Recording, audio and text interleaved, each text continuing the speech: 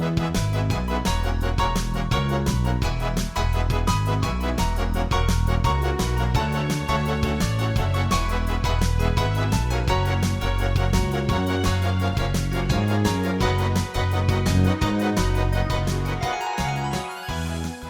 welcome to another serving of Potluck Politics. We're very fortunate today to have Bob Statchen, Colonel Bob Statchen, who's running for the 18th Senatorial District in Connecticut. Thank you very much for spending some time with us, Bob. I know it's a busy time for you and you're probably getting tired of this, but we appreciate it. No, I appreciate being able to get the message out. I think this is a great service to the community, SCC TV, and so I'm very happy to participate, and I appreciate you asking. Good. It's another demographic we can hopefully introduce you to if they don't know you already. There we go. And here we are Zooming. Unfortunately, not in the studio at SCC TV, which would be better. I'd rather be face-to-face with you, but we'll make this work. So because of the COVID, we're doing this. And so I'd like to talk about healthcare and the COVID to start off with. It's impacted your campaign like everybody else's life. So talk a little bit about that for us. Yeah, no, it certainly is. It's changed all of politics, I think, from the national level all the way down to my races. We can't get on the doors. We did some door knocking, but I felt as soon as the positivity rate went over 1%, I certainly couldn't have volunteers doing it, and I wasn't comfortable doing it. So, a lot of what we're doing is we're texting, and that has been effective. There's another generation that's much more comfortable with that form of communication. And I have a lot of young volunteers who are more comfortable getting set up to do texting programs and reaching out to people that way. So that has taken on a much stronger role. Really, in 2018, we primarily used that for get out the vote. And now we're doing it more to sort of reach out to voters earlier. Also phone calls. We're doing a lot of those and making sure that, and we're having long conversations. I think people are picking up more than they have in the past. And I think they're picking up because they're home and they answer. Now, certainly, I'm not saying we got 100% efficiency or everybody's happy to get a phone call from yet another politician. But when I do get people on the phone, there's a large percentage that are happy to engage and appreciate the call. And I'll be 5, 10, 15 minutes. My longest was 35 with someone who was really interested. But I learn a lot from interacting that way and doing that. But, there's no community events really. To speak of. There's no sort of door-to-door, so there's none of that face-to-face contact, which, incumbents have a built-in advantage. That's why incumbents win 90% of the time across the country, is because of that name recognition. And I think it does put challengers at a disadvantage, but I feel like we have such a strong team working that we're overcoming that. Yeah. Another way you've been contacting is through postcards, because I know we've sent out some postcards for your campaign, I believe, to no, well, those are actually, those are interesting. That was a Rise Up Mystic initiative. Well, it started off with the Stonington DTC did one round, and then Rise Up did it, and it's actually nonpartisan in the message. The message is just get out the vote. We know in 2016 that we had 81% turnout in Groton and 75% in Stonington, which is kind of low. And so part of this is to get more people. It was nonpartisan. My picture wasn't on it. My name wasn't in. Again, it was a Rise Up initiative. It was really just a get out the vote initiative and getting people to participate in our democracy and getting more people to participate during this really important time. So I think those type of, to move the dial to get 4 or 5% more people participating, I think is all to the good and all just strengthens the state democracy and again, more people involved is what it's all about. Does the registration in this district favor you as far as Democrat, Republican, Independent? Is it? So we're looking at, I like numbers. We're looking at about 16,000 Democrats. You're looking at about 11,000 Republicans and about 19,000 unaffiliated.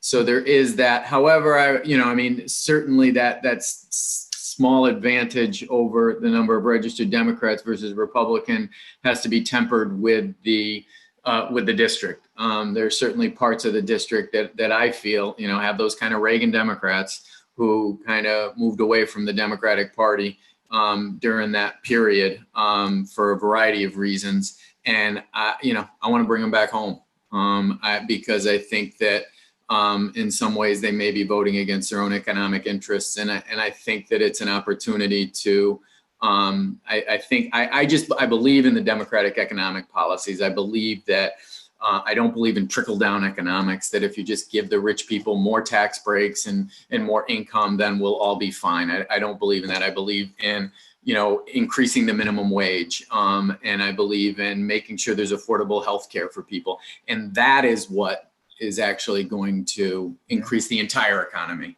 Yeah. And the people at the top are going to get rich too, because there's a bigger pie.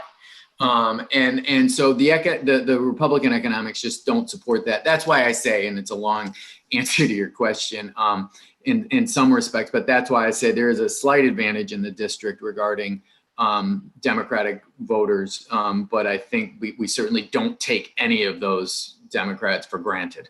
And we work hard to get our message out that our party is going to provide the most benefit for the most people. And attack a lot of the income inequality and wealth inequality that exists. And generically, democracy is not a spectator sport, in my opinion. The more people participate, the better you feel about the outcome. Even Right. if you lose, I would say, if a lot of people vote, Yep. they decide. If a few people vote, it's like, oh boy, Right. failed. And that's what's going to be fascinating, because we don't know what the impact is going to be. I mean, we already have about 11,200 people who voted. Great. Okay. Our turnout is expected to be 48 to 52,000 is what we're kind of expecting. I think 52 is a little high, but 48 certainly is in the realm. So I mean, arguably 20 to 25% of the voters that I need to contact and I want to vote have already voted. That's fascinating. That's a whole new world for Connecticut. It's not for other states that have allowed early voting, but it's a new world for Connecticut. And I think it's exciting, and I think it's going to allow more participation. And I think that we'll never be able to go back. Once Connecticut realizes how much early voting and no excuse absentee ballot voting improves our democracy in Connecticut, we won't go back.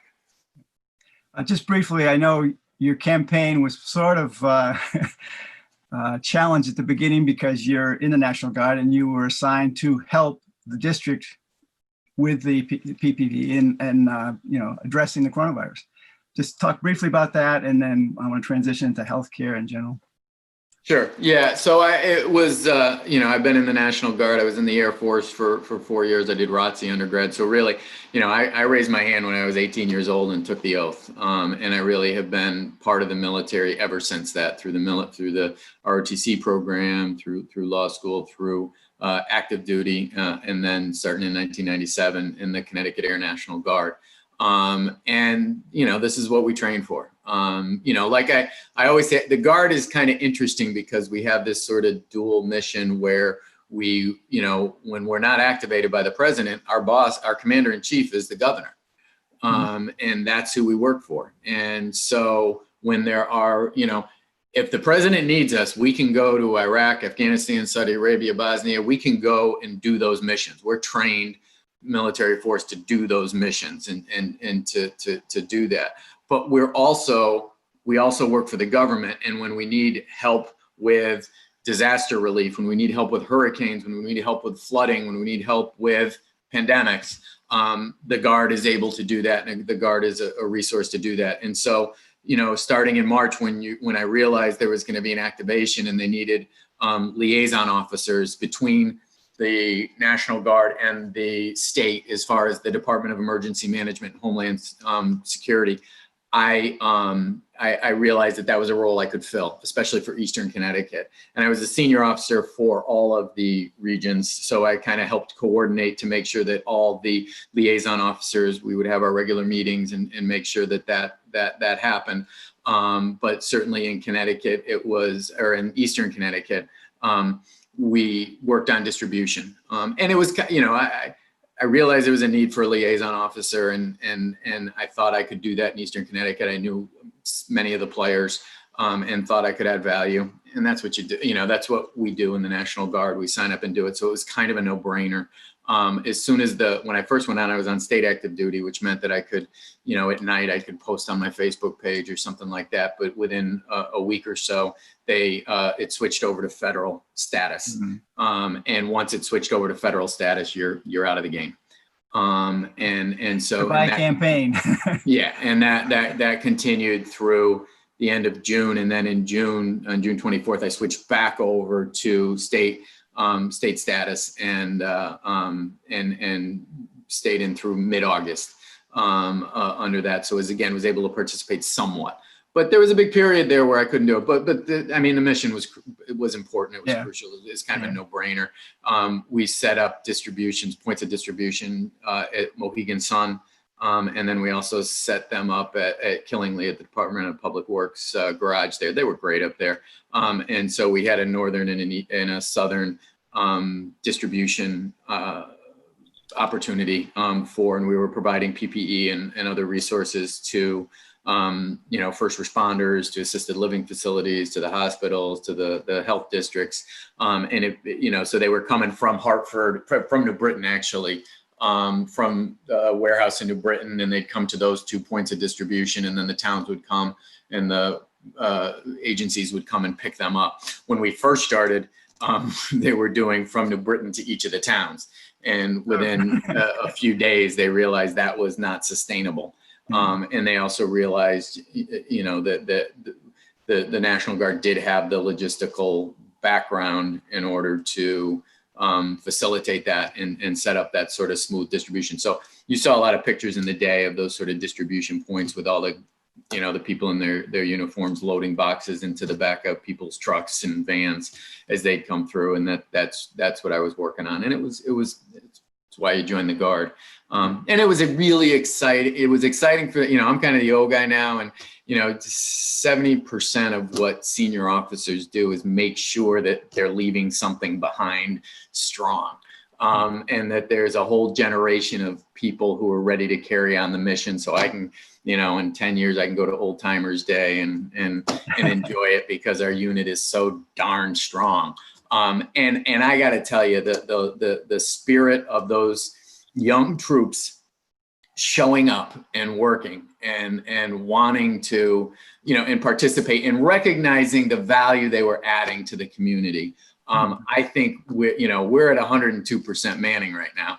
And I imagine that we're going to maintain that, one of the best in the country as far as manning. And I think part of it is these young troops, these young men and women realize the value that they added in this. And so again, this is a horrible thing that's happened, but you do try to find the positives out of it. And I think that is something positive. We're going to have a really strong Connecticut National Guard, I think, for generations. And a lot of it's going to come back to the fact that they realize what it's all about.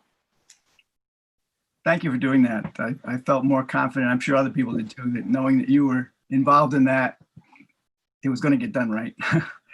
I'd like to talk a little bit about Connecticut's response. I have a really good feeling about Connecticut's response to the pandemic. And, even though it's rising again now, I think we've done the right things, basically. Could you talk a little bit about that? Yeah, I support Governor Lamont, and I think he did an excellent job.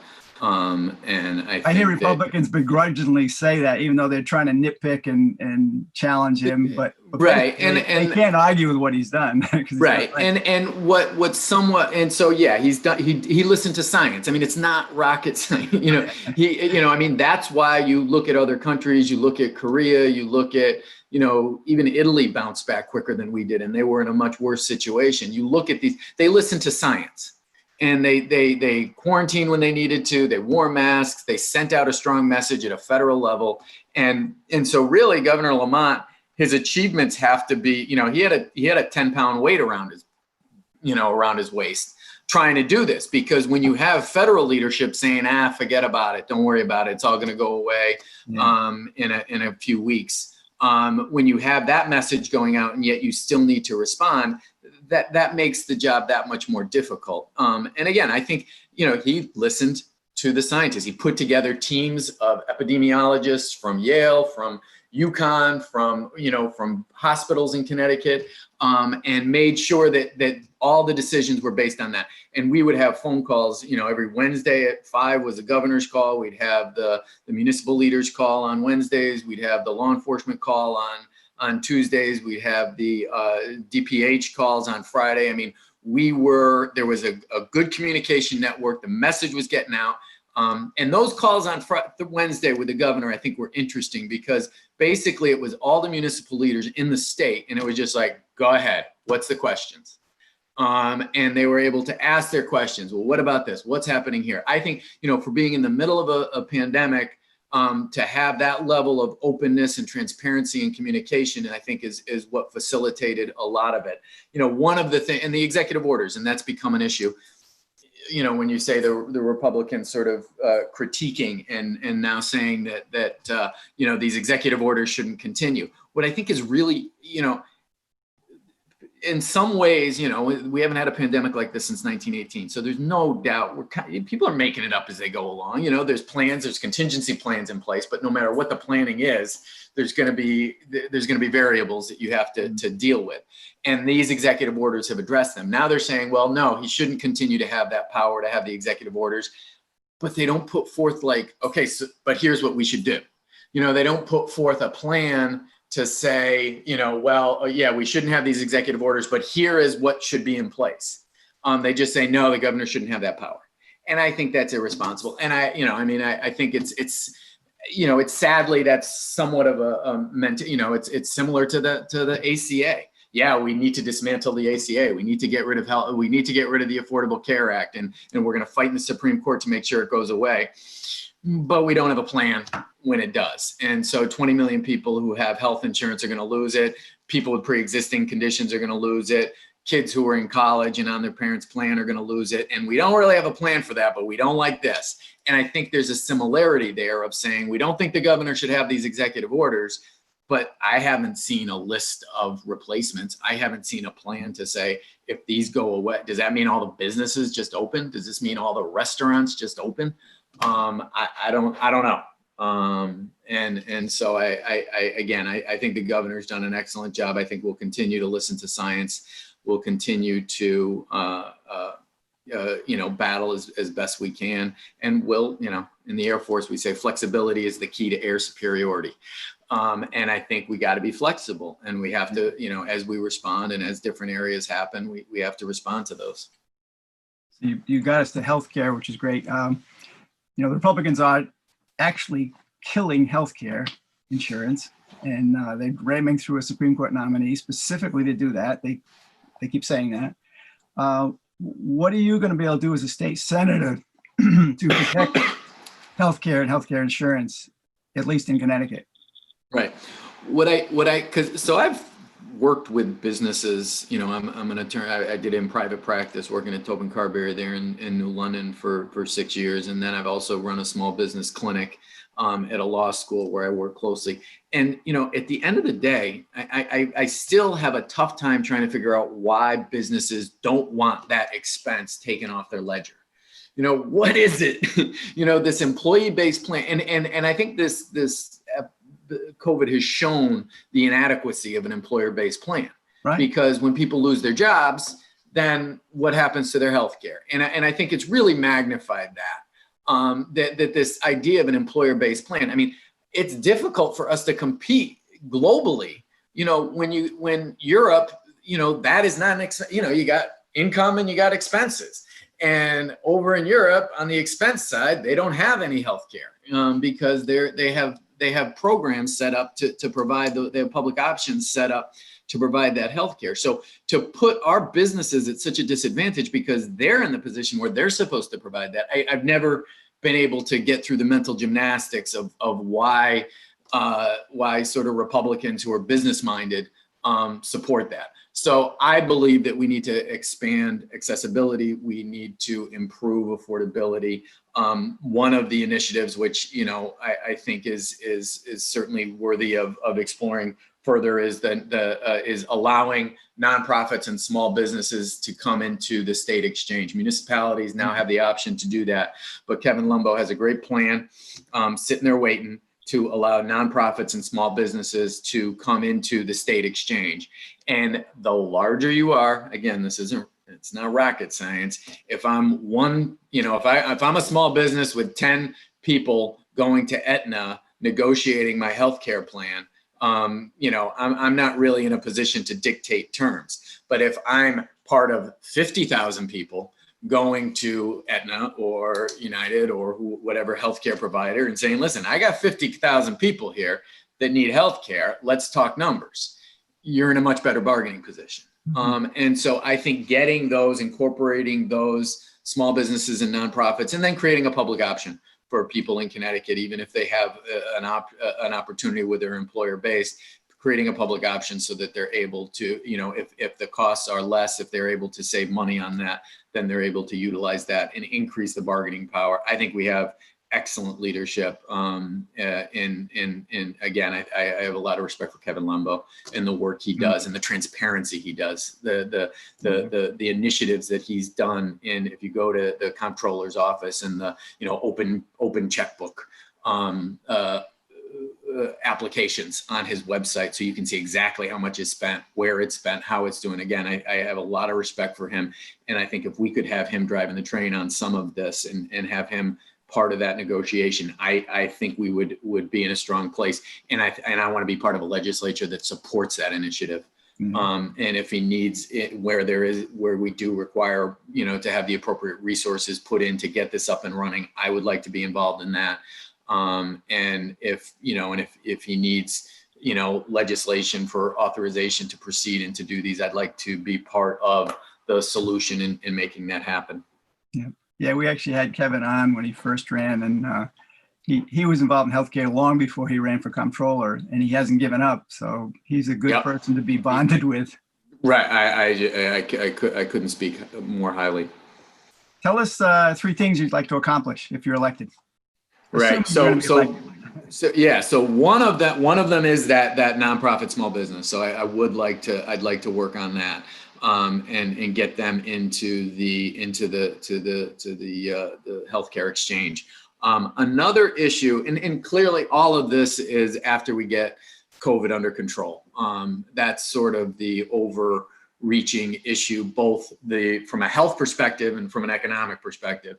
From the health perspective, we're going to have to work on a vaccine distribution process and make sure that we're able to distribute the vaccine and that residents can get it at no charge, to be able to get everybody, as many people as possible, vaccinated when there is a safe vaccine. And I know there's a lot of questions. I think I agree with Kamala Harris there that if the president says it's a safe vaccine, I'm gonna have a little trouble.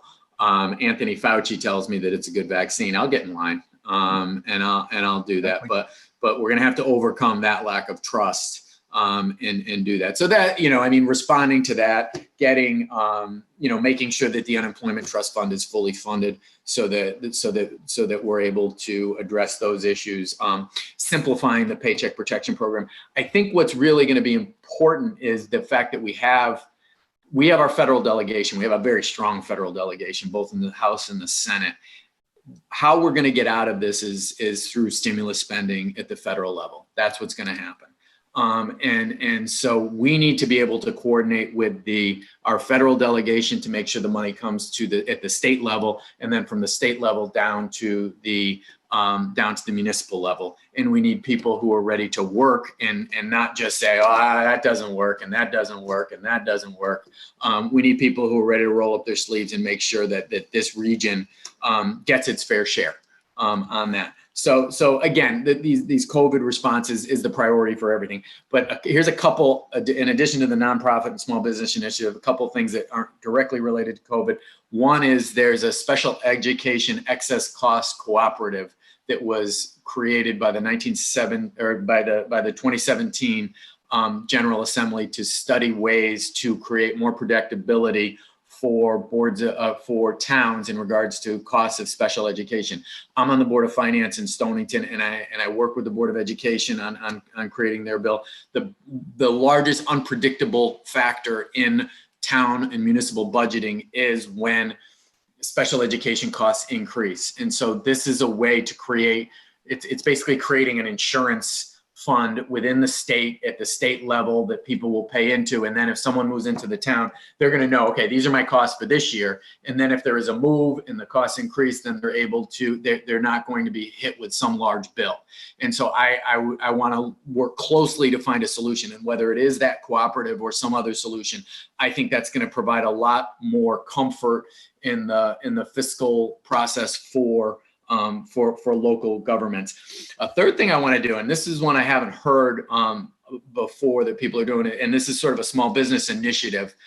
One of the things, and again, I work with one of the most expensive things for small businesses when they hire employees is 7.5% of their payroll is paying FICA tax, is paying the Social Security, because the employer pays half of Social Security and Medicare, and the employee pays half. That's 7.5%. It's a clear number. I would, if a small business has less than 20 employees, I would like to allow that small business owner who's actively participating in the business, not just an investor, but who's actively participating, be able to write off that cost and have that as a tax write-off as a deduction on their personal income. And it's one thing to put hearts in the window and say, thanks, small business and all that. But I think these people who hire the first 3 employees of a business and get started, we need to thank them, and we need to thank them, really thank them. And I think and it's a clear number. We know exactly what they pay into that FICA amount, and that could be a deduction or a portion of it could be on their income. So that's something I haven't seen that before in any other state. But having worked with small businesses, I know that's one of the tough nuts when they're thinking about, if I'm going to hire employees, that's one of the expenses that they incur that can inhibit them from doing that. And if they know they're going to get some of it back in the form of personal income tax relief, I think that could be a positive. I think that could be a positive thing. 2 minutes left. We're getting down there. Are there any issues you specifically want to talk about before we get involved in something else here? I want to give you time to make your case. So is there anything you want to make sure people hear about? I know you're talking with people all over the district. It's a diverse district, from Plainfield to Groton. It's a huge district, and right. A lot of different types of towns and communities and people. So. Right. And I think at the end of the day, voters, they vote values. Again, you don't know what's going to happen when you send a candidate, when you send your representative to Hartford or to DC. You don't know what's going to happen. You're voting for character. You're voting for the person that you think is going to be able to respond to the unknown. And I think that, my background, both working with the 30 years in the military, I'm a colonel. I've been advising, commanders for decades now, in dealing with the unknown. That's when commanders call their JAG, is when something happens that they didn't expect. And they call their JAG and they say, okay, what do you think we should do? And the JAG goes through and finds out, well, we can do this, we can't do that. JAG is, we can do this as a judge advocate. That's the lawyer for the commanders, right. is the JAG. And it's responding to that unpredictability. It's flexible. It's responding to the unknown and being able to do that. I think I have experience in being able to do that. And I think when you combine that with legal skills, I understand how to get into a statute, into the regulation, into the cases, and be able to assess what is going to be a law that is going to be strong, and what is a law that's going to help the most people. And you combine that with my economic philosophy of wanting to uplift the most number of people and create the most economic development growth for as many people as possible. I think it's a package that people can trust. I think I have values that people can trust, and that hopefully they will support me and I can earn their vote. We're here at the end. Thank you very much, Bob. I appreciate it. Good luck, and keep up the fight. All right. Thanks so much. And I appreciate y'all. I appreciate y'all doing this service for the community. Thank you. And to you, the viewer, thank you for watching. Please vote.